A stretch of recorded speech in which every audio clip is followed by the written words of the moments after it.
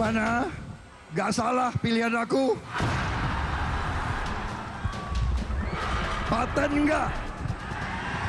Paten nggak wakil presiden kita? Tenang saja Pak Prabowo. Tenang saja Pak. Saya sudah ada di sini. Berkaitan dengan persyaratan calon presiden dan calon wakil presiden, kita juga sama-sama mengetahui bahwa keponakan yang mulia Ketua Mahkamah Konstitusi, Mas Gibran Rakabuming Raka. Sebentar, dengarkan putusan dulu ya. Kalau sidang putusan begini ini, nggak ada interupsi. Ya tidak bisa disalahkan kalau kita semua menduga, wah ini nanti pakai lagi nih pamannya. Karena ternyata sudah efektif. Kalau dinastinya Pak Jokowi ingin berbakti untuk rakyat, kenapa? Salahnya apa? Itu semuanya yang memilih itu rakyat.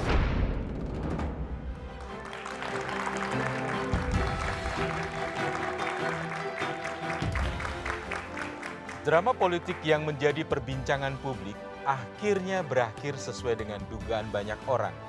Gibran Rakabuming Raka didapuk jadi pasangan Prabowo Subianto untuk berlaga di Pilpres tahun depan.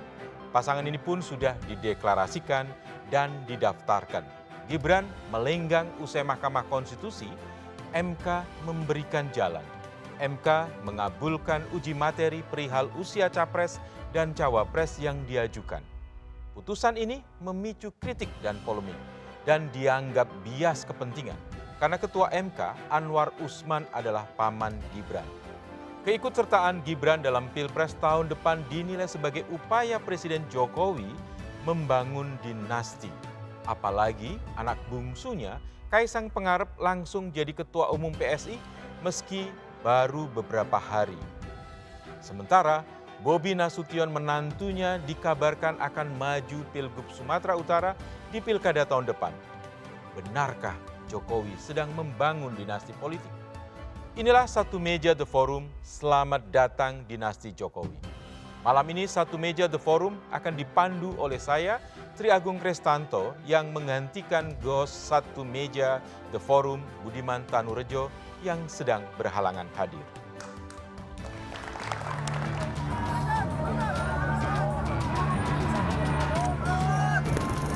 Dukung semuanya untuk kebaikan negara ini. Mari kita hadapi Pilpres dengan semangat kekeluargaan, kebersamaan. Ya strategi masa harus diomongkan. Ya orang tua itu hanya tugasnya mendoakan dan merestui. Soal kecurigaan terhadap hakim yang misalnya ada keterikatan emosional dengan pihak tertentu, itu nanti kita serahkan ke tim. Soal umur, dibilang ini terlalu muda, itu terlalu tua. Jadi gimana?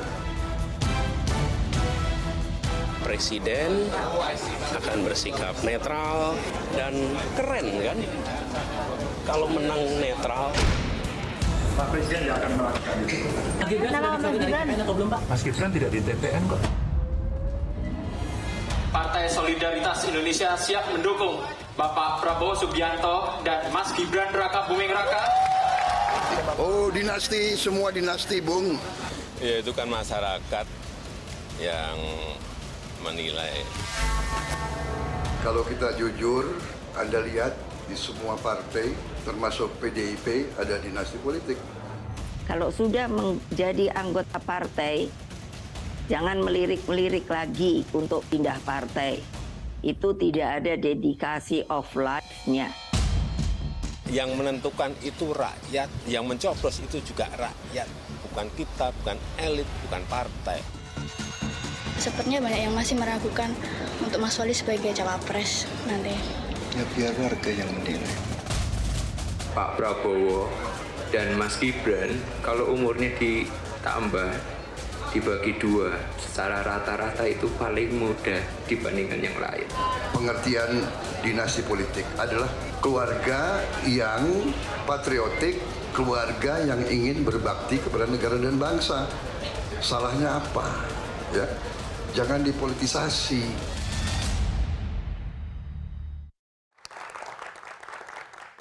Ya, malam hari ini hadir 5 narasumber yang secara kebetulan duduk di sebelah kanan dan kiri saya. Saya tidak memisahkan sebenarnya, tetapi di sebelah kanan ada Bang Panel Barus. Bang Panel adalah Ketua Bapilpres Projo. Selamat malam, Bang. Malam, Bang Astri.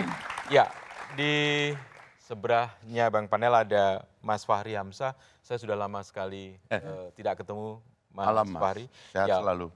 Bang Fahri adalah Wakil Ketua Umum Partai Gelora. Selamat datang di satu meja tuh forum.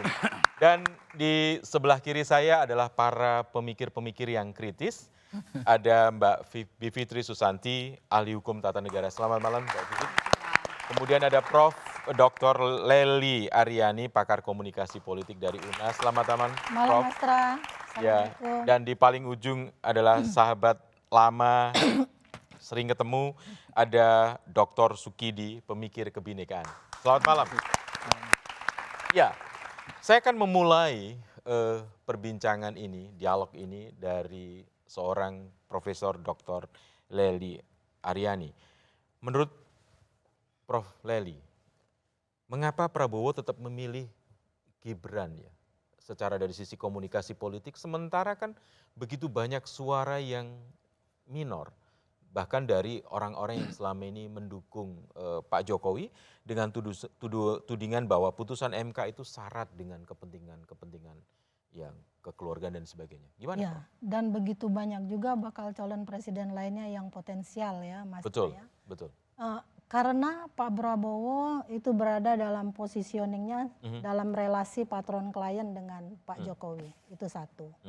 Kalau kita membuka literatur tentang relasi patron klien yang pernah dipopulerkan oleh Scott dan Roniger, itu kan ada 2 pola hubungan di dalamnya. Yang satu berdiri sebagai si patron, yang satu sebagai klien. Si patron itu punya kekuasaan, jabatan, wewenang, kedudukan, termasuk kasih sayang, gitu ya. Sedangkan si klien punya kesetiaan, meskipun kadang-kadang kesetiaannya dramaturgis, punya komitmen, janji, dan sebagainya. Apakah keduanya ketika salah satu saja dari keempat unsur masing-masing itu berhenti, maka berhenti pula di sana. Dan ingat, ketika Pak Prabowo maju sebagai calon presiden, bakal calon presiden, dinyatakan tagline-nya adalah keberlanjutan. Nah, keberlanjutan itu tidak berhenti pada program, tapi juga pada relasi yang dibangun bersama Pak Jokowi sebagai relasi patron klien tadi. Nah, intinya kekuatan itulah yang menyebabkan begitu banyak pilihan, bahkan dari partai-partai politik potensial, kader-kadernya juga potensial, bahkan ketua umum pun juga lewat gitu ya. Tokoh-tokoh yang punya komitmen tinggi, pengalaman dalam kekuasaan, jabatan, politik dan seterusnya, semuanya lewat. Ya? Semuanya lewat. Angin lalu semuanya gitu kan. Nah, intinya seperti itu kira-kira. Ya, saya pindah ke Bang Fahri. Bang Fahri kan dikenal juga kritis pada Presiden Jokowi. Dan tadi mendengar apa yang disampaikan Prof. Lely, apakah itu juga menjadi pertimbangan Partai Gelora sehingga kemudian partai ini juga kemudian menerima begitu saja padahal dengan suara yang sangat kritis di masyarakat tentang putusan MK yang disinyalir mengakali begitu? Kritik-kritik sistemik terhadap sistem pemilu kita saya kira sudah terlalu sering kita ajukan dan memang kita berada dalam satu sistem yang tidak ideal, yang tidak memungkinkan meritokrasi politik itu berbasis kepada ideologi dan gagasan yang digroom dalam satu partai politik, lalu itu menciptakan program janji-janji, manifesto dan seterusnya itu, lalu kemudian melahirkan kader-kader yang siap untuk mewakili gagasan partai itu untuk bertarung di ruang publik. Mekanisme itu tidak diciptakan oleh sistem kita sehingga pola pembentukannya itu apalagi dengan ditambah adanya presidential threshold 20%, maka koalisi kita sebenarnya itu dibentuk oleh kepentingan mengumpulkan tiket. Tidak ada gagasannya. Jadi kita tidak bisa menyesali karena memang kita menciptakan sistem seperti ini ya. koalisi perubahan misalnya, itu dasar bertemunya tidak ada. Dua partai itu masih ada menterinya di dalam kabinet, dan dua partai yang ada menterinya dalam kabinet itu sebenarnya kalau dicurigai beroposisi kepada presiden, dia bisa mensabotase kebijakan presiden yang bisa menciptakan efek buruk kepada presiden kalau kemudian presiden dianggap akan mendukung salah satu kandidat. Itu yang buat. Saya kira ini dilema kita ya. Jadi karena itu kita nggak bisa secara sederhana memandang ini patron klien dan sebagainya. Tidak bisa karena sistemnya memang tidak ideal. Ini yang menciptakan keharusan kita untuk tetap komit kepada frame sistem yang baik, dan kita menganggap kesementaraan problem ini adalah ya kita harus perbaiki ke depan gitu. Dan Partai Gelora melihat ada dilema itu. Tapi Mbak, saya boleh pindah ke Mbak Bivitri. Mbak Bivit, Gibran sudah resmi didaftarkan bersama dengan Pak Prabowo, dan kemudian putusan MK juga menjadi banyak sorotan.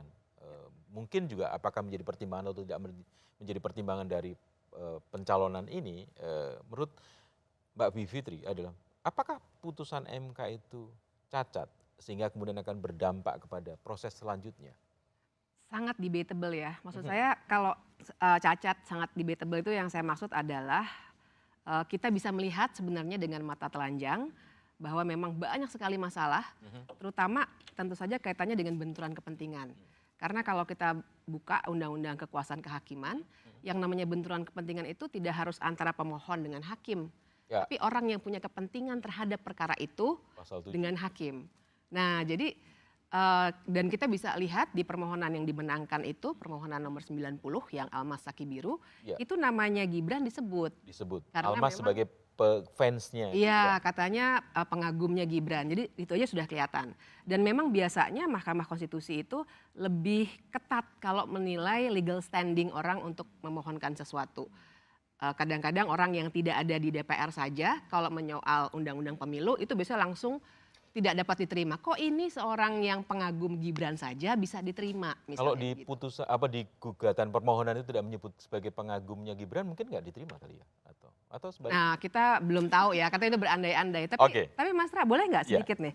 Soalnya saya tadi sangat terusik ketika mendengar dinasti itu masalah ini ya, patriotisme.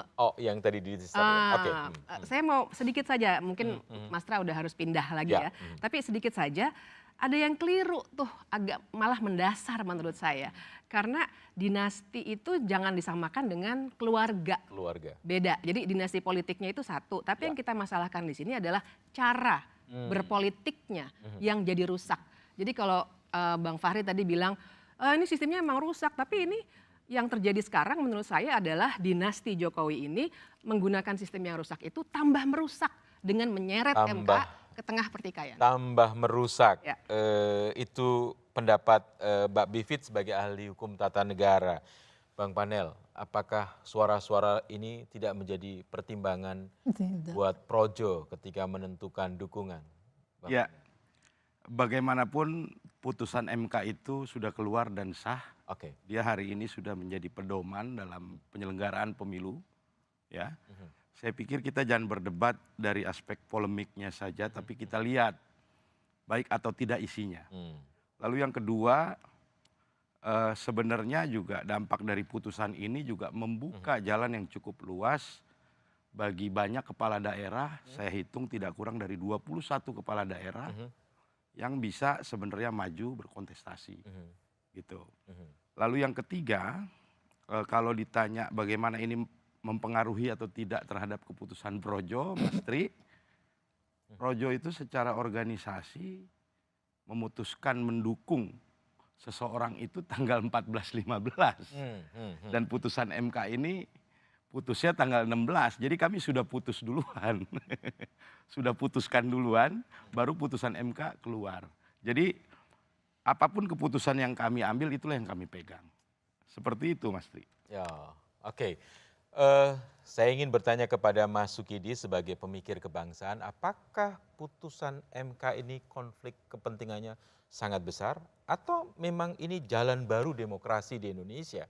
Tetapi jawaban Mas Sukidi akan disampaikan setelah jeda.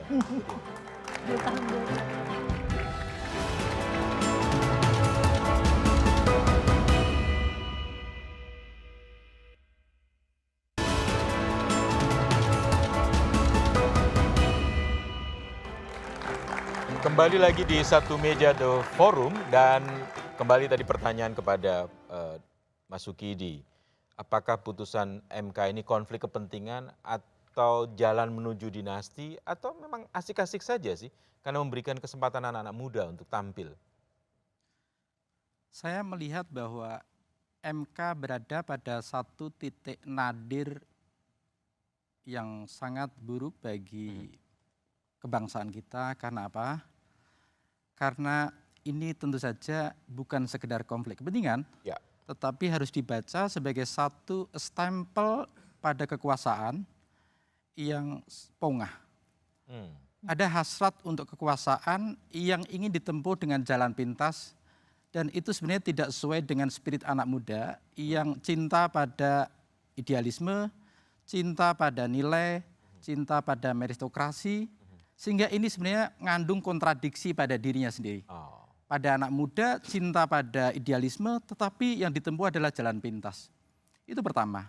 Karena ini merupakan stempel pada kekuasaan yang berhasrat untuk berkuasa, maka kita menyaksikan yang sebenarnya selamat datang itu bukan selamat datang pada politik dinasti, tapi selamat datang pada politik Machiavelli.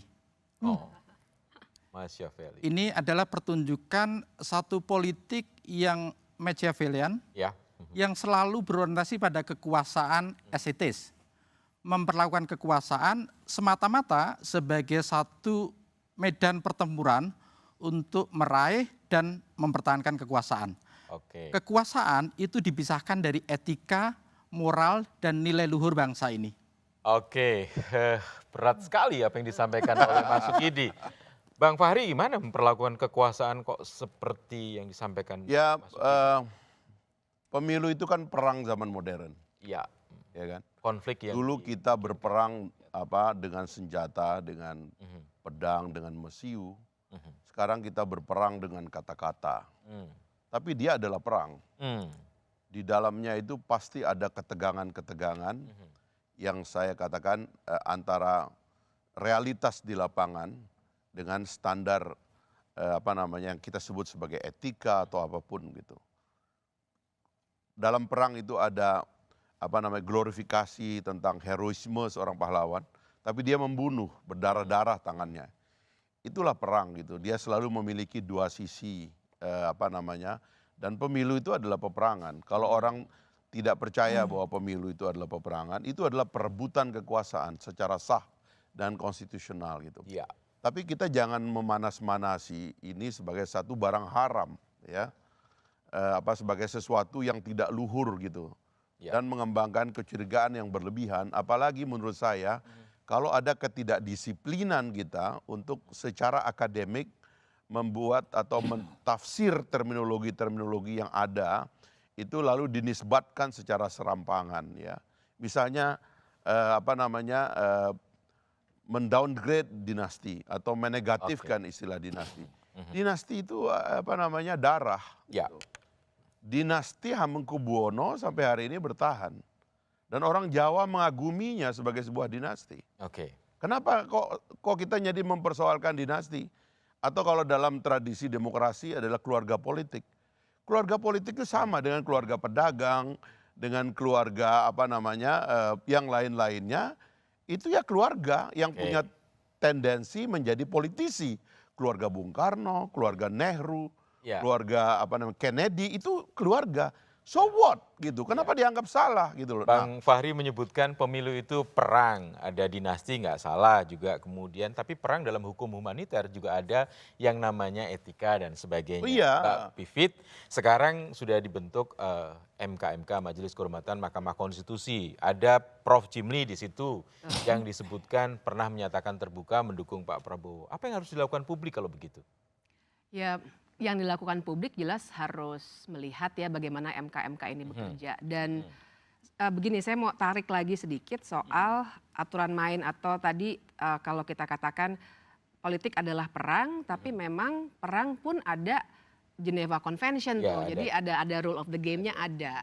Nah, menurut saya rule of the game ini yang sudah mulai teracak-acak oleh perilaku yang haus kekuasaan tadi. Nah, jadi kalau misalnya pertanyaannya Mas Tra, oke, jadi publik nih mesti ngapain? Bahwa sekarang ada keresahan ini, kegelisahan, sebagian kemarahan, buat saya itu bagus.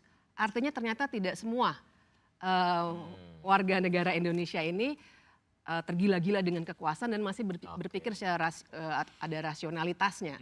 Dan untuk anak muda nih terutama ya, sebenarnya kan keliru juga kalau kita maknai bahwa ini membuka jalan untuk anak muda. Nah, kita harus lihat core-nya. Anak muda ini adalah anak muda yang punya privilege. Kalau Anda tidak punya paman hakim MK, tidak punya ayah seorang presiden, Anda tidak mungkin juga umur 36 tahun jadi calon wakil presiden. Itu yang harus kita pegang betul juga tuh, jadi jangan salah kaprah. Iya, apa yang disampaikan Mbak Bivit itu bisa mengancam suara Pak Prabowo Gibran gembos. Sebagai pendukungnya Bang Panel, apa yang mau dilakukan untuk itu? Ya sebenarnya isu ini saya pikir udah selesai dan ini isu sebenarnya isunya Mbak Bibif ini. Ya, yang mengkonsumsi isu ini sangat terbatas sekali. Wah, karena faktanya banyak yang kemudian menunggu juga hasil putusan MK itu secara positif gitu ya. Yang kedua, kalau ditanya bagaimana dampaknya isu ini terhadap pemenangan Pak Prabowo dan Gibran, hari ini sangat luar biasa ya. Kami tadi sama-sama memulai dari Indonesia Arena GBK, luar biasa antusiasme para pendukung Pak Prabowo Gibran dan juga sebagian besar menunggu di KPU. Saya melihat ada genggap gempita yang luar biasa di mana partisipasi publik tersedot mengantarkan pendaftaran Pak Prabowo dan Mas Gibran ke KPU tadi.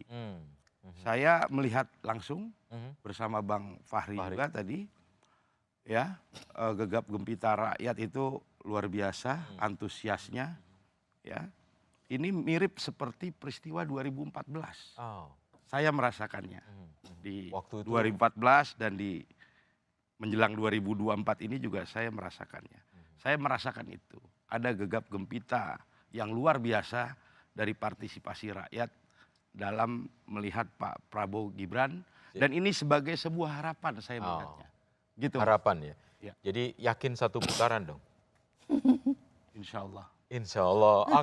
Oke, Prof Lely, susah ya menjelaskan pada publik sekarang ini komunikasi politiknya. Apa dampaknya kalau terhadap demokrasi di negara kita? Iya. Kalau tadi Bang Fahri udah bilang perang-perangan, memang politik itu adalah perang tak berdarah. Dan perang itu adalah politik berdarah, gitu ya. Jadi apa yang kita bicarakan hari ini, Mas Tra, kita yang berenam aja ini punya persepsi yang berbeda tentang satu topik, tentang politik dinasti.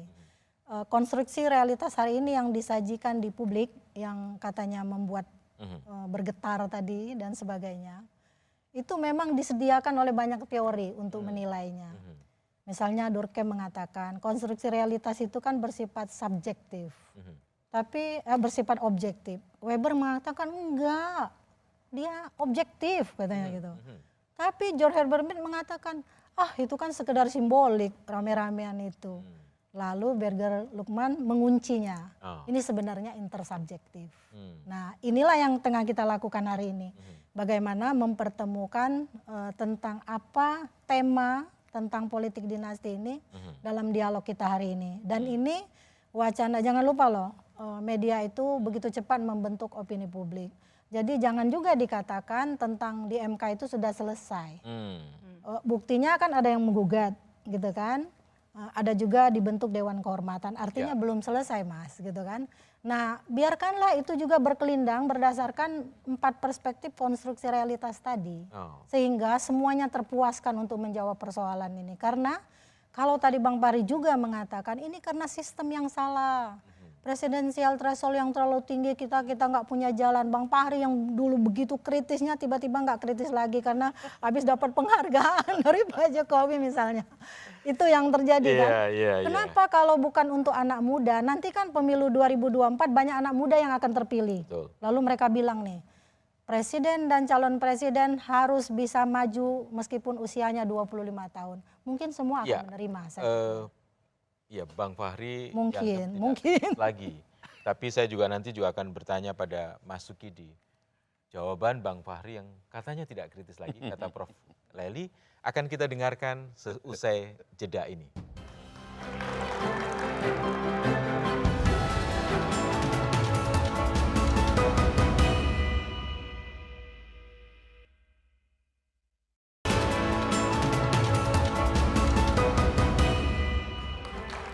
Kembali lagi ke Satu Meja The Forum bersama saya Triagung Kristanto dan saya akan ke Bang Fahri lebih dahulu. Survei Litbang Kompas menunjukkan 60,7% responden mengatakan tampilnya Gibran adalah wujud dari politik dinasti. Gimana Bang Fahri mengkritisi temuan ini?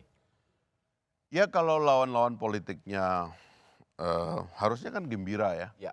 Jadi nggak usah stres gitu karena itu bagus kan beritanya gitu. Tapi saya kira saya sudah mengkoreksi tadi definisi dari terminologi dinasti politik itu agak misleading kalau kita terapkan dalam tradisi masyarakat demokrasi. Sebab dinasti itu bahasa kitanya, bahasa Indonesia itu wangsa. Wangsa itu adalah raja-raja, pewarisan kekuasaan karena darah.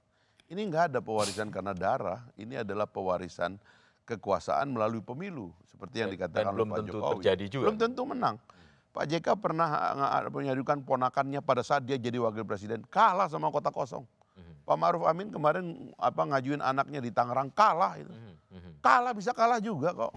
Keluarga penguasa bisa kalah juga. Ini rakyat kok yang memutusin. Kenapa kita stres soal beginian ini gitu. Jadi itu satu ya. Makanya saya ingin membuat koreksi juga supaya kita tidak. Lagian juga saya baca konvensi perang ya. Aturan pemilu itu lebih ketat daripada konvensi perang. Dan penyelenggara pemilu kita ini terbuka, itu ada KPU, ada Bawaslu, ada DKPP. Dan koordinator dalam pemerintahan penyelenggara pemilu namanya Menko Polhukam. Pak Mahfud MD itu adalah penanggung jawab pelaksanaan pemilu. Dan dia sudah mengikuti proses ini termasuk membuat sistem dan aturannya udah lebih kurang setahun. Artinya sebenarnya karena dia juga maju sekarang, dia juga ngerti nih barang gitu. Apakah saya boleh mengatakan ini ada konflik kepentingan? Kan bahaya juga kalau semua dikonflikkan kepentingan. Saya dengan Ketua Mahkamah Konstitusi satu kampung. Saya kenal orang ini. Ini orang jalur masuk ke MK-nya, mulai jalur pengadilan. Ini hakim agama yang lurus. Tapi bahwa satu hari dia menikah dengan keluarga Pak Jokowi, kan enggak, dia sudah menunggu istrinya meninggal lama kok. Apa ini yang mau kita bahas ini ya kan, nggak disiplin kita ini dalam berteori gitu loh. Saya kira itu. Rakyat yang menentukan dan kemudian belum tentu juga, tetapi pada satu sisi kekuasaan itu seperti candu juga nampaknya. Siapa yang sudah menikmati akan kemudian ingin mengulangi menikmatinya terus. Apa begitu Mas Sukidi?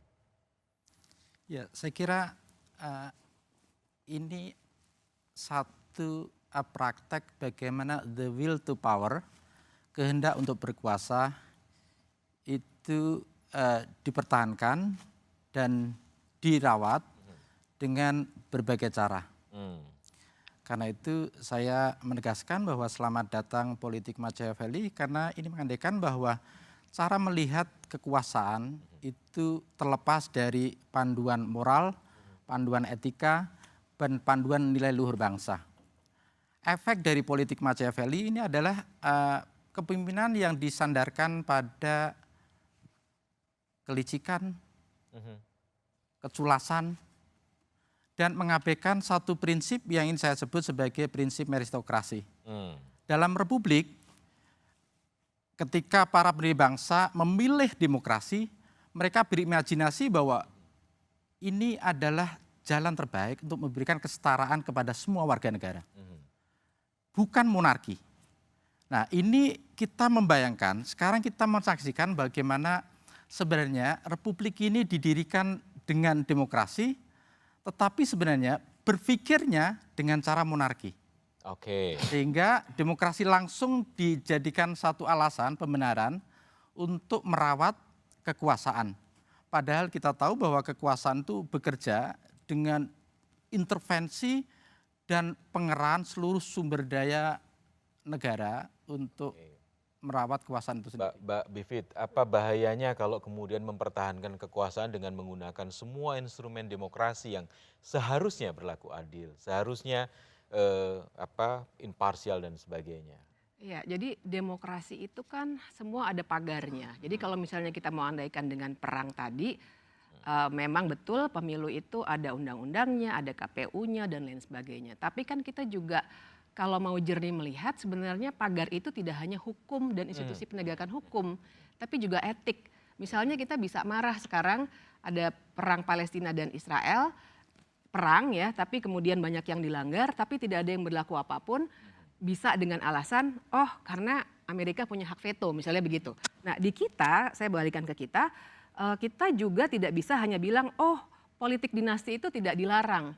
Seakan-akan hanya dengan itu, maka cara berpolitik yang seperti ini menjadi sah.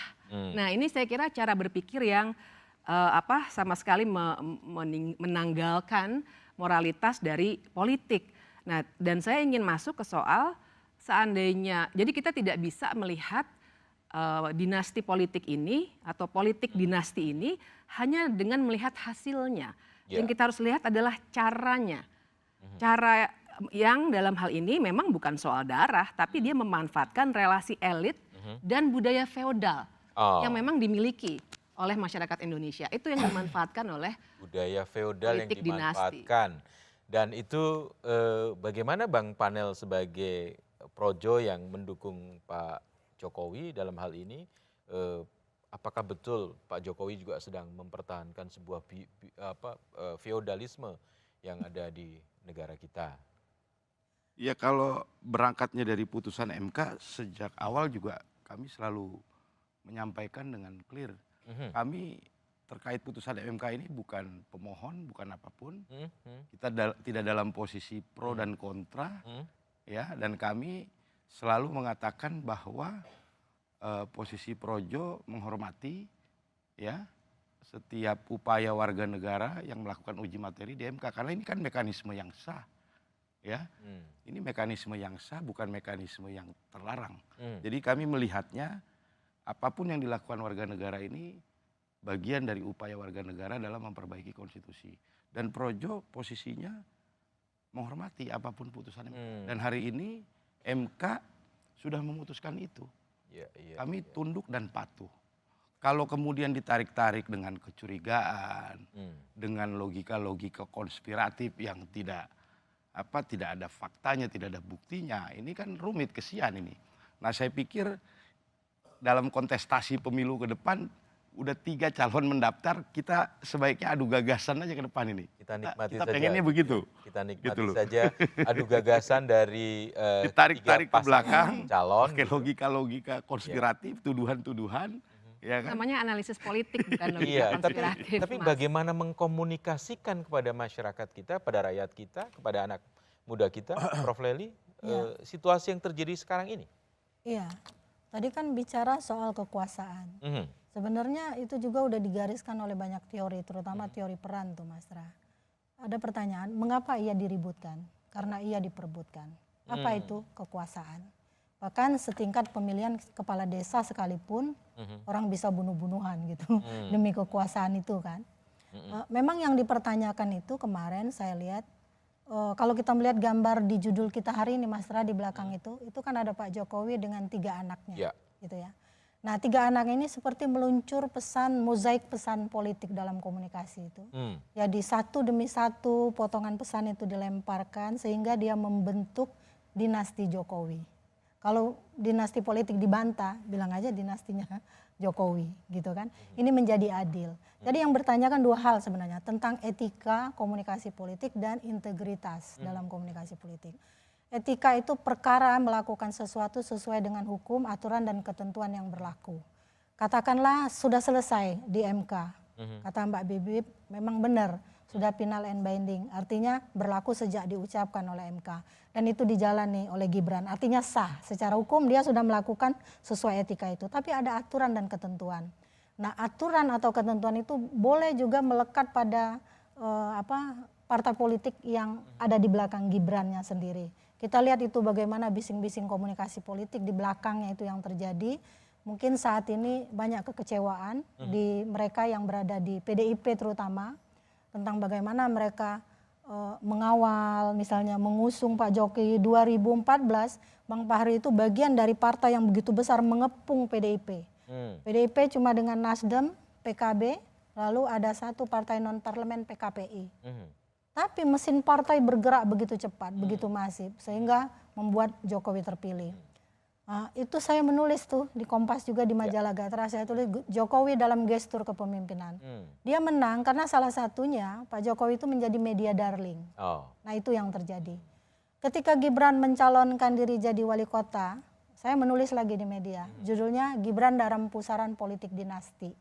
Saya jawab sendiri tulisan saya itu, ini bukan politik dinasti kata saya. Karena politik dinasti itu tentang hubungan darah tadi, hubungan kekerabatan. Tapi ingat itu kan kalau bicara soal hubungan darah berarti dinasti monarki sifatnya. Nah ini bukan dinasti politik monarki, tapi politik dinastinya Jokowi gitu loh. Jadi itu tadi yang dibicarakan dalam diskusi di kelas, kebetulan tadi ngajar dulu saya di 2 kelas. Diskusinya demikian seru, jadi ada 4 pandangan yang bertolak belakang yang saya sebutkan sesuai konstruksi realitas yang ada hari ini. Dan biarkanlah itu berlanjut terus sampai kemudian rakyat menerima kepuasannya untuk mendiskusikan ini. Dan mungkin tidak akan pernah selesai sampai siapapun yang terpilih jadi presiden. Nanti. Iya. Iya, Bang Fahri bagaimana mengkomunikasikan ini semua? Kami mengembangkan teori atau bukan teori lah, membaca realitas peristiwa politik, terutama karena ada 2 pertarungan antara Pak Jokowi dengan Pak Prabowo dalam 2014 dan 2019. Itu secara aklamasi para akademisi mengatakan itu telah menciptakan pembelahan. Sebenarnya pembelahan ini bukan cuma fenomena Indonesia, di banyak negara juga, tetapi di kita itu dianggap pembelahan ini agak berbahaya. Lalu kemudian Pak Prabowo dan Pak Jokowi memutuskan untuk bergabung sehingga mayoritas dari kekuatan politik itu ada pada blok pemerintah sekarang ini gitu. Nah rupanya itu baik karena kita akhirnya relatif sukses menghadapi COVID, menghadapi ketegangan di Laut Cina Selatan, kemudian ada perang Rusia-Ukraina, sekarang ini ada perang Israel-Palestina. Negara kita relatif termanage, inflasi termasuk yang paling stabil di dunia di Indonesia. Coba tanya para ekonom deh. Nah jadi kan itu baik, lalu kami mengatakan kenapa enggak rekonsiliasinya diteruskan. Nah problem kita adalah karena itu tadi, partai politik punya masalah ya, hubungan antara individu dengan partai politik itu di tempat kita ini kan tidak diatur dengan baik. Tidak ada kedisiplinan yang diatur sebagai political identity bahwa seorang itu mewakili partainya, mengajukan gagasannya dan menjadi pemimpin. Itu kan tidak ada karena thresholdnya dibikin tinggi. Akhirnya kita memerlukan simbol-simbol. Nah, bersatunya Pak Prabowo dan Pak Jokowi itu secara simbolik akhirnya kita mencari di koalisi tentunya ya, mencari orang yang bisa diterima oleh semua pihak. Ketemu Mas Gibran, ya akhirnya berarti dia adalah simbol dari rekonsiliasi dan legacy yang mau kita bangun ke depan. Rekonsiliasi akan dilanjutkan dan kita akan melanjutkannya setelah jeda berikut.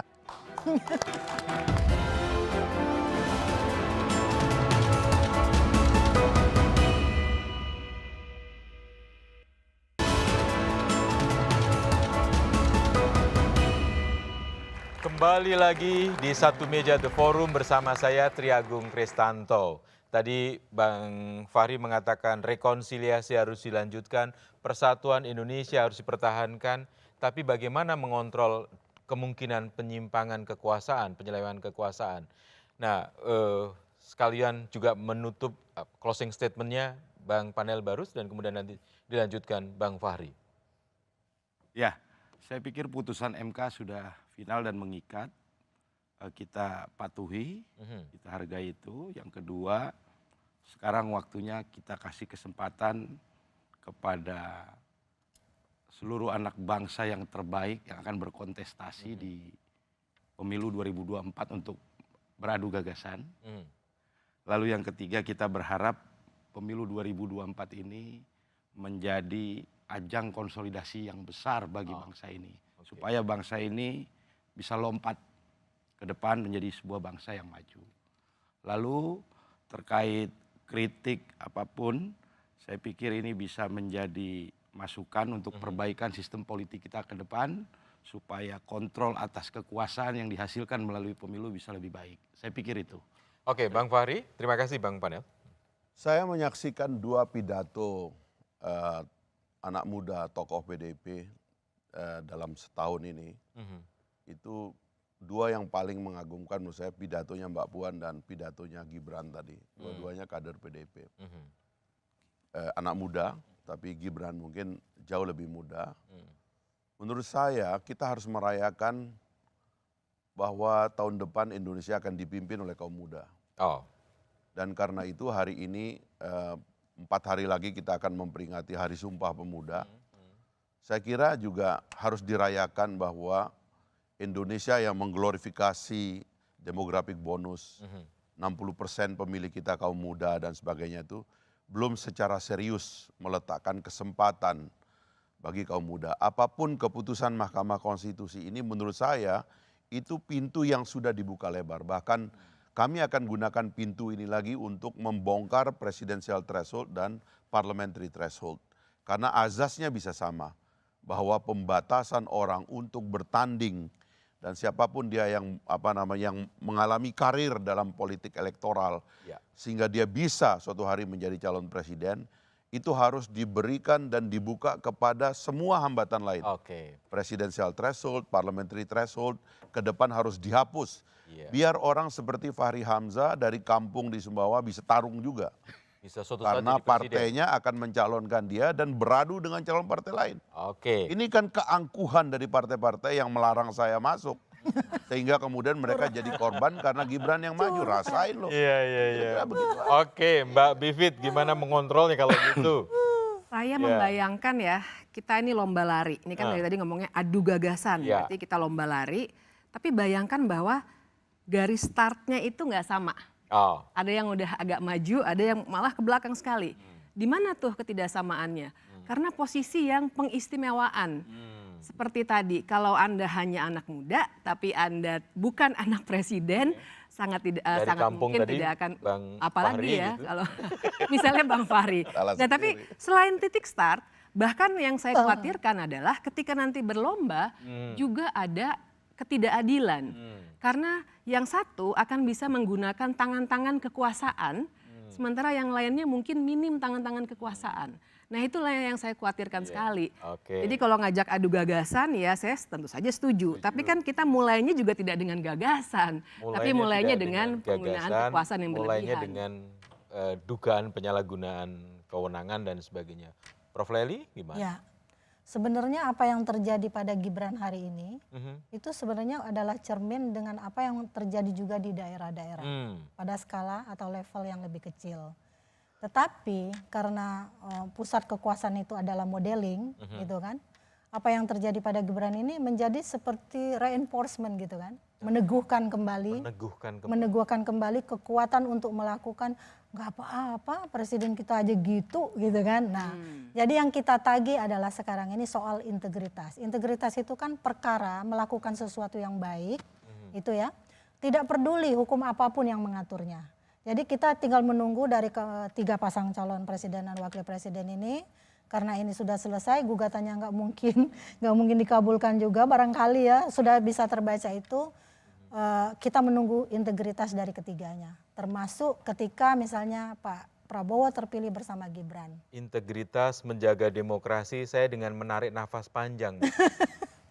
Bagaimana masa depan demokrasi kita kalau begitu? Masa depan demokrasi kita saya kira akan bagus kalau kita letakkan bahwa Republik ini didirikan oleh para ibu dan pendiri bangsa dengan menawarkan spirit kesetaraan kepada semua warga negara. Karena itu saya ingin melihat Indonesia sebagai negara yang mempromosikan spirit kesetaraan itu. Lah spirit kesetaraan itulah yang harus kita junjung tinggi agar setiap warga negara apapun backgroundnya itu memperoleh kesempatan yang sama berdasarkan merit system. Bukan berdasarkan nepotisme yang berakhir pada privilege yang dimiliki oleh anak dari Indonesia. Karena itu efek dari meritokrasi itu adalah inilah faktor kunci kemajuan satu negara. Amerika, para pendiri bangsa Amerika, Thomas Jefferson dan kawan-kawan melihat diri mereka sebagai man of merit. Singapura, Lee Kuan Yew sejak awal, sejak tahun 1970-an meletakkan Amerika itu sebagai negara meritokrasi. Karena itu mereka yang pintar, mereka yang berpendidikan, mereka yang punya kecakapan, mereka yang berbudi luhur, punya karir yang cukup cemerlang di Singapura. Lah, Republik ini harus disandarkan pada prinsip meritokrasi ini. Agar apa? Agar warga negara yang baik, yang punya budi luhur, yang punya etika, yang punya visi tentang gagasan Indonesia ke depan, ikut serta dan diberikan kesetaraan yang sama untuk menata Republik ini ke depan. Iya, politik dan kekuasaan memang membuat seperti candu. Bahkan kita yang tidak memegang kekuasaan pun juga menikmatinya, membicarakannya dengan tak habis-habisnya. Dan saya ingin mengucapkan terima kasih kepada Mas Sukidi, Prof. Leli, Mbak Bivit, Bang Fahri, dan Bang Panel yang sudah hadir pada malam hari ini di satu meja The Forum. Dan kita memang harus bersama-sama menjaga negara ini dan tetap mengontrol kekuasaan. Dan tak ada yang salah dengan anak muda yang ingin berkuasa. Juga tidak ada yang salah dengan orang tua yang menginginkan anak-anaknya melanjutkan pekerjaan yang sudah dilakukan selama tak melanggar aturan dan menyalahgunakan kekuasaan. Namun di atas beragam aturan itu dan undang-undang ada etika dan asas kepatutan. Juga ada nilai dan norma yang seharusnya menjadi rujukan. Idealnya setiap pemimpin bisa menjadi negarawan yang mengedepankan kepentingan bangsa dan negara, bukan yang lainnya. Sukseskan pemilu 2024 dan pastikan tetap di Kompas TV, independen, terpercaya untuk mengikuti perkembangan berita berikutnya. Demikian satu meja The Forum malam ini. Sampai jumpa pekan depan. Selamat malam dan terima kasih semuanya.